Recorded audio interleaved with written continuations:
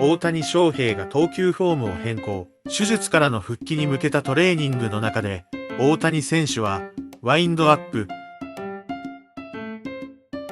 からの投球を試験的に導入。これまでのセットポジションからの投球ではなく、新たなリズムとエネルギーを生み出す狙いがあるとのこと。そして佐々木朗希も進化中。ドジャースは最先端のピッチングラボを活用し、投手のパフォーマンス向上をサポート。佐々木選手は、最新のトラッキング技術を使用しながらブルペン投球を行い、近日中にホワイトソックスとの試合で登板予定です。その他にも、トニー、ゴンソリンやダスティン、メイのリハビリ状況、開幕戦に向けた投手ローテーションの影響、さらには山本の適応力向上、など、興味深い情報が多数報じられました。そこで今回は、MLB が報じた大谷翔平のワインドアップ投球、佐々木朗希の進化、そしてドジャースの最新投手戦略について、実際の映像を翻訳してお届けしたいと思います。それでは、行ってみましょう。What went into, suggesting to Shohei about pitching out of the windup? I mean, that's something that he was looking to do, and like you said, I think he's mentioned he's always trying to get better and do some things, and he wanted to feel some energy. Wasn't something that necessarily I brought to the table. Something that he did, and I like it. I mean, I always like guys in deliveries. Sometimes you move guys to stretch only to simplify things, but I like when guys have some athleticism and some rhythm in their delivery. I think it helps their timing. And so I think that's what he's messing around with right now. Does that help as well as far as maybe taking some stress off the arm, gaining momentum towards the plate? I think it can help with guys' sequencing and timing that ultimately will take hopefully some stress off an arm. To say that pitching out of the windup is less stressful than pitching out of the stretch is no. But it's all about getting into certain positions for that individual. Some guys do it better with the help of the windup and the timing. Some guys don't. So it's unique to that person. But again, I think for him right now, trying to get a little bit more rhythm in the timing, and so it's not so choppy, so to speak, and make sure he's not in kind of rehab mode and he's in more of like I'm getting ready to pitch and compete in games. So you got a number of guys coming back from surgeries. Where does Yeah. everybody stand? Yeah. You want me to give you the whole list? I I don't think mean, we have time. But guys like Gonsolin and May in particular, where do they stand in their progress? How ready are they going to be? I mean, they're progressing almost like every other starter in camp. Like they're, I guess like a normal guy. Obviously there's with a little bit more of an eye on kind of what they're doing. But Tony was clearly throwing at hitters last year, and got out to face hitters, faced us in the playoff camps and stuff like that. So he's good. He'll continue to build up his starter progression, kind of like every other starter in camp. Same with Dustin. Obviously he got slowed, but it's something that was completely unrelated to throwing. But he also hasn't pitched a lot in 2 years, so his is a little bit of a different. He has a little bit different variable there. I forget you made a handful of starts, in that 1 year. But again, he's going to progress. It might be a little bit more conservatively. Probably won't see us jump him, from one. We're not going to see us jump him 30 pitches, type of thing, or multiple innings. So he's probably going to take a very conservative, step up in his progression. But pitching today, you'll see him out there on a normal, rotation, take his turn in the next spring training type of thing. Obviously the Japan trip throws a wrinkle in everybody's progression, with a lot of baseball decisions obviously to be made, but also like roster limitations and stuff like that. So that puts a little bit of some different context to a lot of these decisions. But as far as like baseball specific, they're going to continue to progress like a normal starter would, 1, 2, 3, and work their way into the season. Does Dustin's stuff look the same as far as you can tell? I think the heater is pretty much very, very similar. It's definitely like some sink and a lot of run.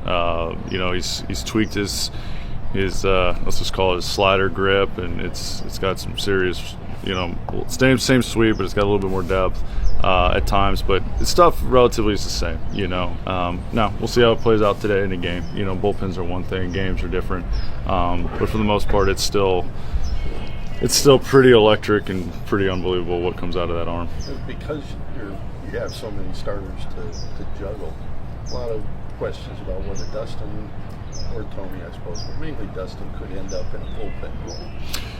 Yeah, I mean, again, right now we're building them up as starters, and then we'll see what happens in the next 3 weeks, and then if we have to pivot and make some different decisions, obviously,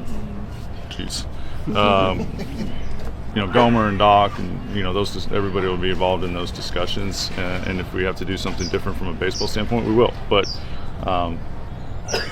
as we've unfortunately seen early on, things happen. So you prepare to put everybody in the position that we expect them to be at their best. And if we have a situation where there's a surplus and we have to make a decision, then we make a decision. But I don't want to say we have plenty of time because it's only in a couple weeks. But we'll make those decisions and as an organization when the time's right. We were told that Roki would be throwing a bullpen today. It did not appear that he did. No, he threw a bullpen today. We threw him in a cage and used some and got some technology on him just to kind of get a baseline for him. It's something that we do with all our pitchers all the way through, up and down through the organization.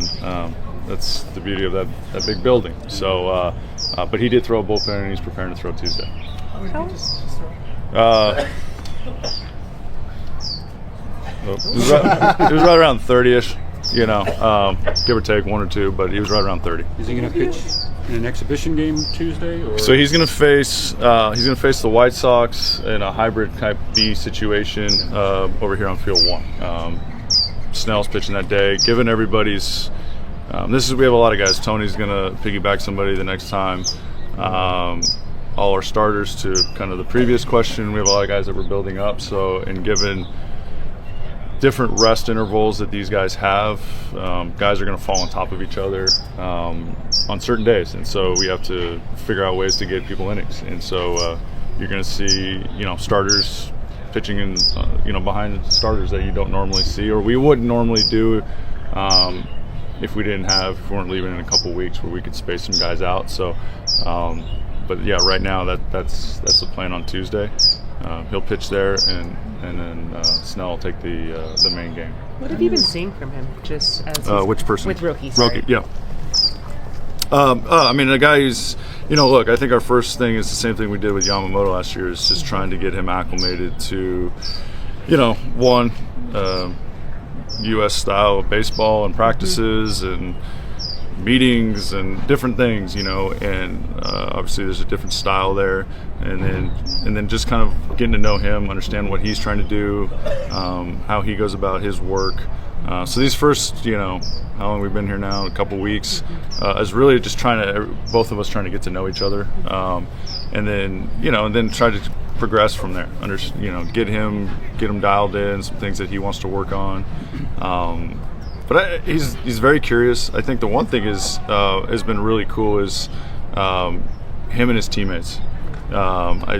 Seeing him interact with his teammates, he's extremely outgoing and having a good time with those. And so ultimately, I think those relationships will pay dividends as the season progresses, because there's going to be ups and downs. Like any baseball player, like the game's hard. But him having those relationships and starting those right now with the guys, I think has been pretty cool. So he's fun. He likes to have fun, and that's the main thing. Is clearly we didn't quite know who he was or his personality, but it's a fun personality, but it's also he's driven, and you can see that in his work. Dave's talked a lot about, just with Yoshinobu coming into the season, how he's well ahead than kind of maybe you guys had thought coming in this year. What's just kind of stood out to you about him, especially in his second year in the big leagues? And is there anything kind of just with it, whether it's mound presence, things, execution, things like that, you've been seeing that have been different this year? Yeah, I mean, I think he's just comfortable. Yeah. Similar situation I think we all go through. Is new environment, language barrier at times. I think 12 months of him going through, having the experience of last year. Clearly, winning a World Series doesn't hurt. But he's just comfortable and confident. He knows where everything is. He knows where he's supposed to be. So I think he's just comfortable. He's relaxed. He's getting his work in. He looks great. So that's really the difference. Where you could tell last year, there's some uncertainty, as there should be. What trying to figure out even which fields 1 and 2, stuff like that. But those simple things, even for our minor leaguers and our young guys, like just being able to kind of been there, done that type of thing, puts a lot of those apprehensions at ease, and then you can just let his talent just kind of do what it does. And so that's been the thing. He just looks confident and comfortable and knows that he belongs, and knows he's pitched at an extremely high level last year on the biggest stages. And so it's been fun to see him kind of like relax and just go about his business like he's a veteran for 10 years. And so that's been cool. I forget, how new is the pitching lab here, and how is it used? If it is any different than the regular season, is there something about having it this time of year that? So last year it, and maybe opened up literally like as we got here. Okay. So there wasn't a lot of prep for us we weren't sure if it was going to be quite ready or not. It was ready, a little bit more hands-on for the hitting guys last year in there. And then obviously our player development department was able to start testing it and running it and doing everything through the season and the off season with a lot of our minor league guys. I think they've run like 70 guys through there on the pitching side, as well as some of our rehab guys have been able to throw in there.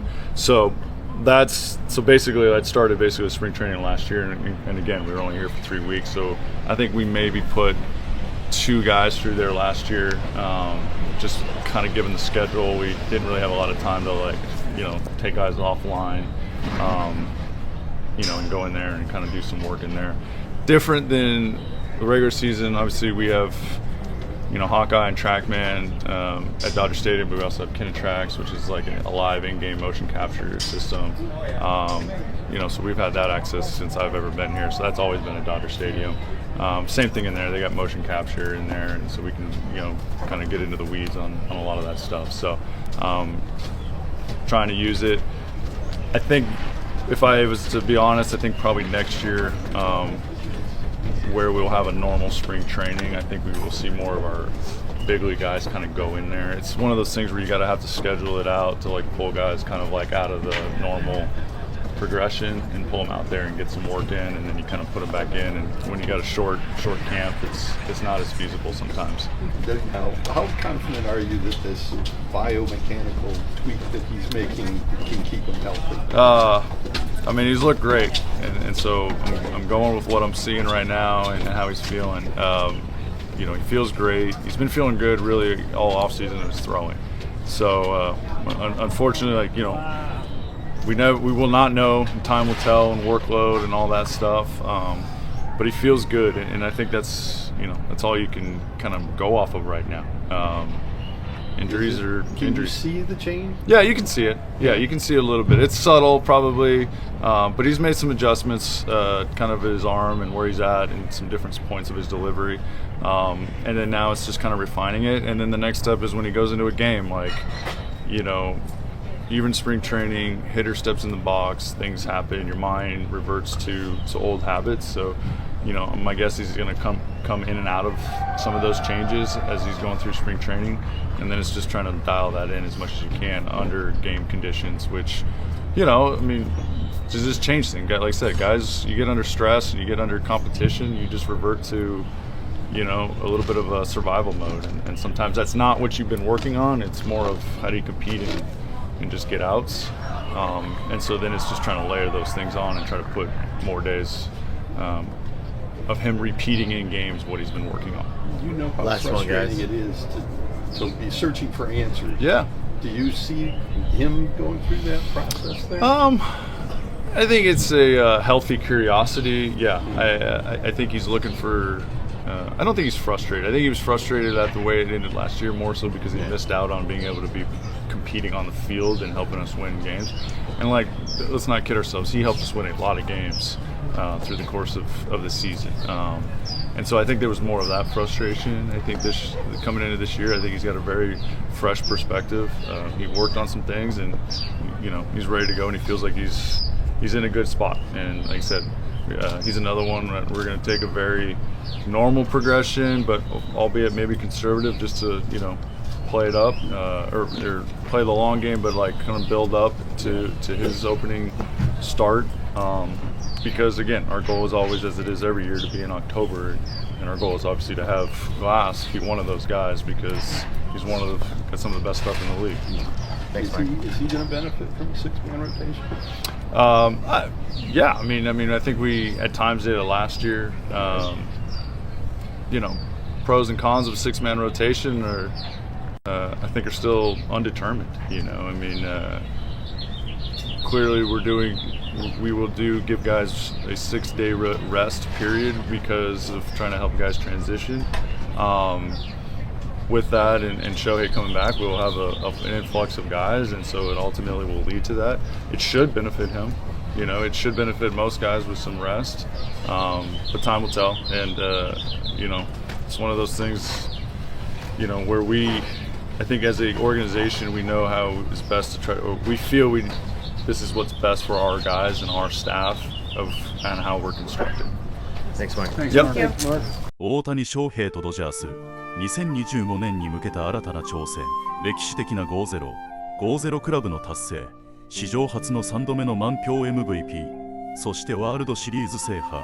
大谷翔平の2024年はまさに夢のようなシーズンだった。